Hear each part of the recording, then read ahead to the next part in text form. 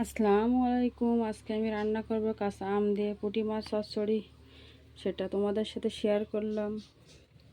এখানে আছে একটা মাঝারি আকারের কাঁচা আম ফালি করে কেটে রেখেছি। এখানে আছে 500 গ্রাম পুঁটি মাছ, আরও আছে এখানে আলু আছে কিছু কাটা, আর আছে পেঁয়াজ কুচি ও ফালি করে রাখা কাঁচামরিচ।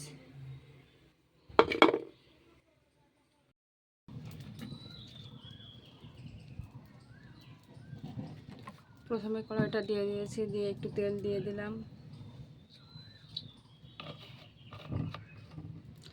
দিয়ে এখানে আছে সরিষা বাটা, কাঁচামরিচ বাটা, জিরা বাটা ও পেঁয়াজ রসুন বাটা দিয়ে দেবো।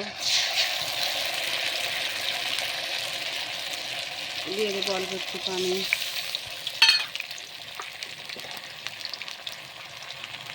দিয়ে দেবো স্বাদ মতো লবণ,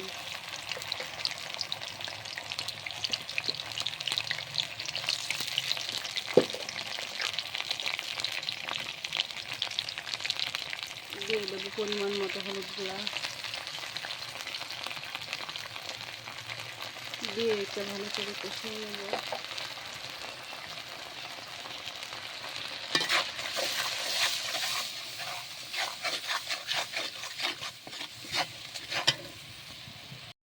দিয়ে আমার মশলাটা কষানো হয়ে গিয়েছে।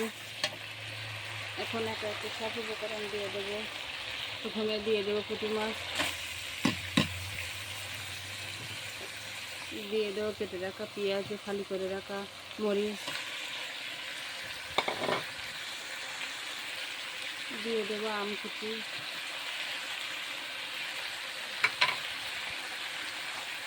আর দিয়ে দেবো আলু কুচি, দিয়ে ভালোভাবে নাড়াচাড়া করে মাখিয়ে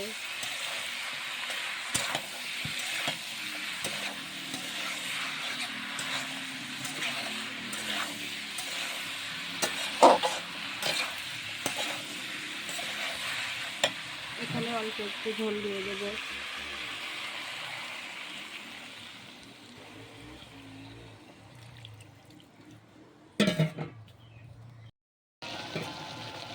দেখুন আমার চচ্চড়িটা হয়ে গিয়েছে।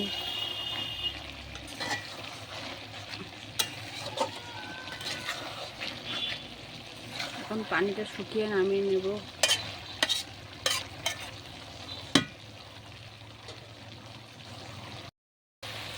দেখুন আমার চচ্চড়িটা হয়ে গিয়েছে, এখন এটা নামিয়ে নেব।